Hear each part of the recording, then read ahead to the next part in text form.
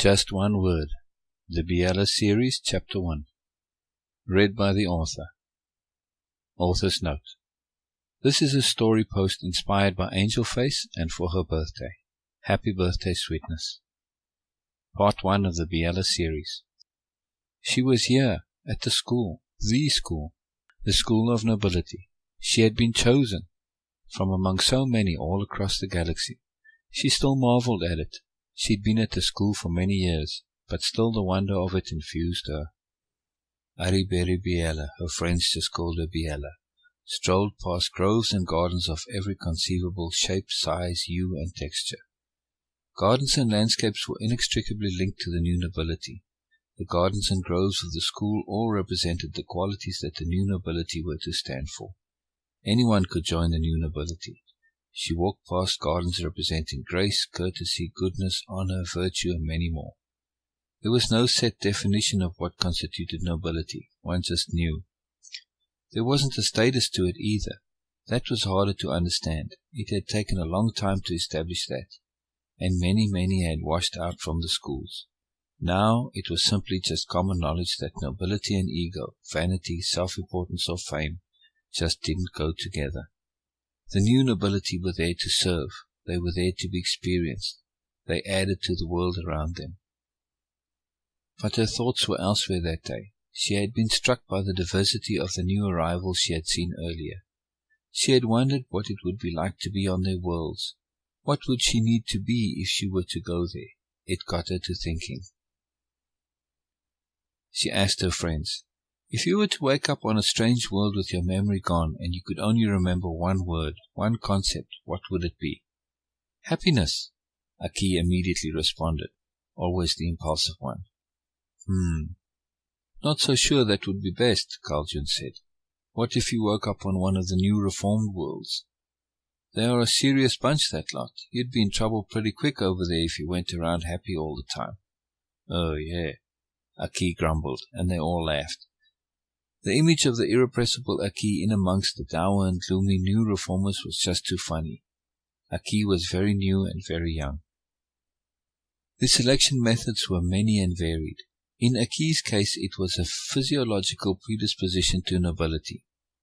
That was very rare, even more rare that one who had it would make it past the subsequent screening.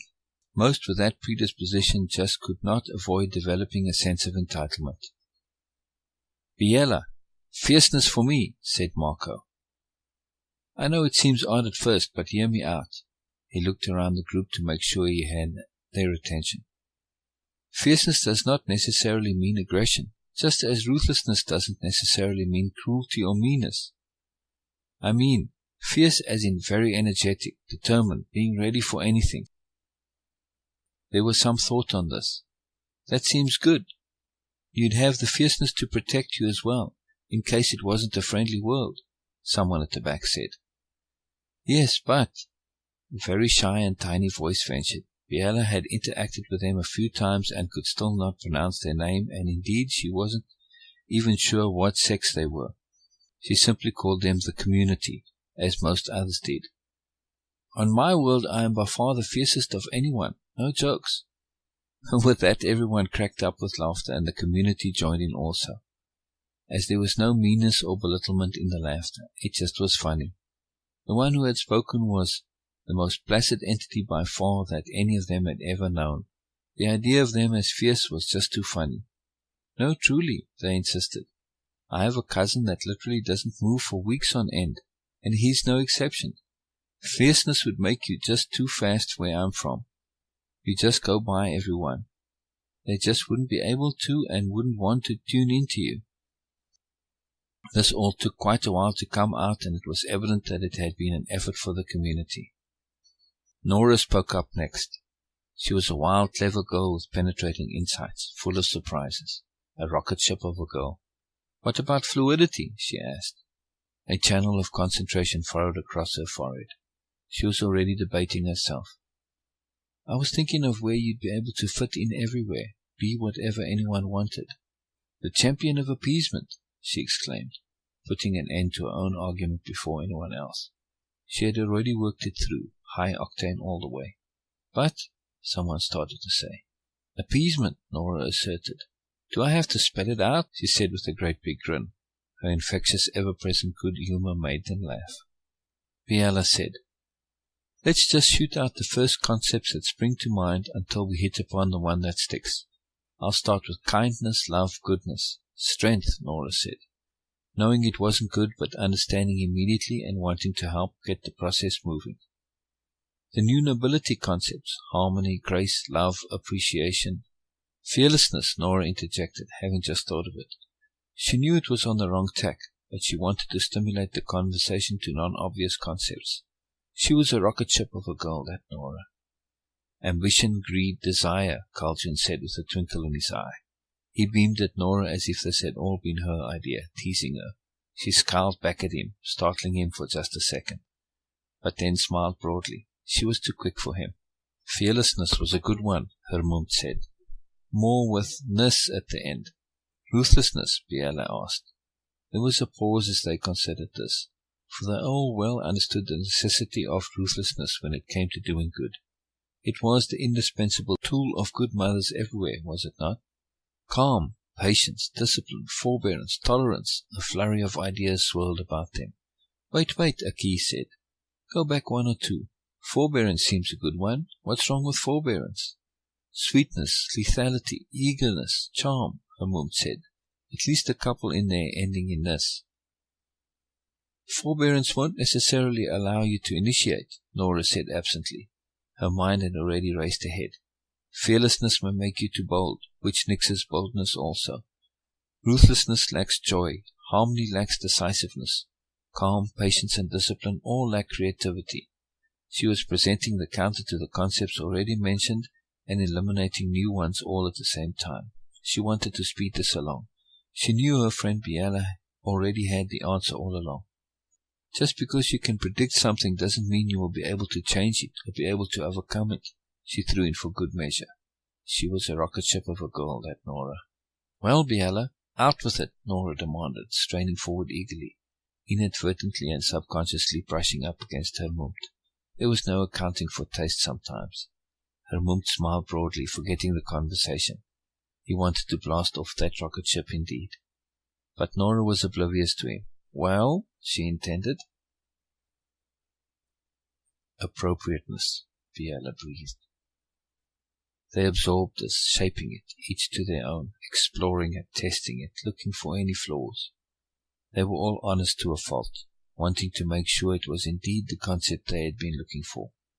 They couldn't in all honesty ever just simply accept someone's word for it, even if it was Biella.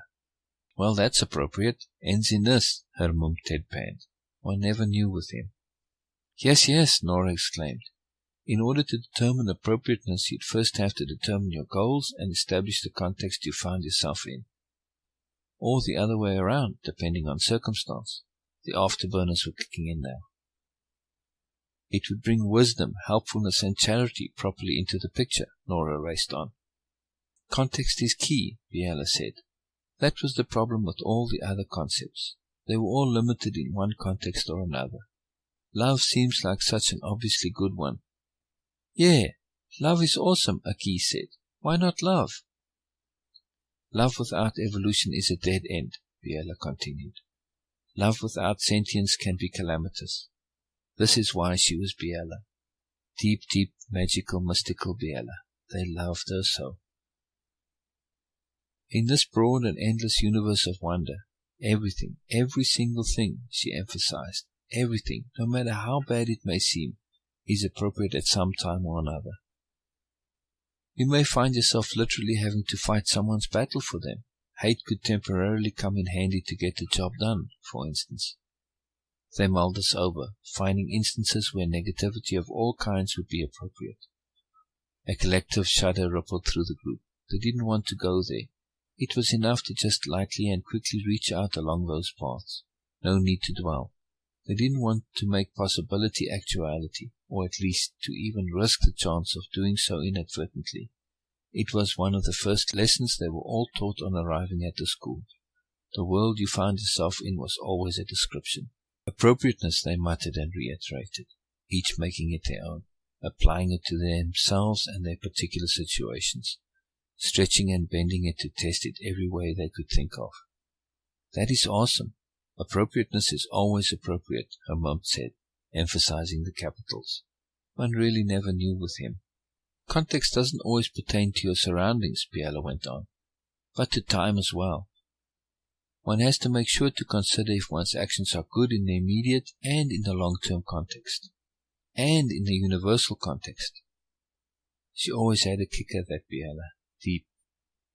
It's no good making sure the material is taken care of, while neglecting the spiritual, for instance. But how often do we ask ourselves, is this good in the universal context? Are my actions appropriate in every single context I can think of? Physically, materially, socially, spiritually? She paused.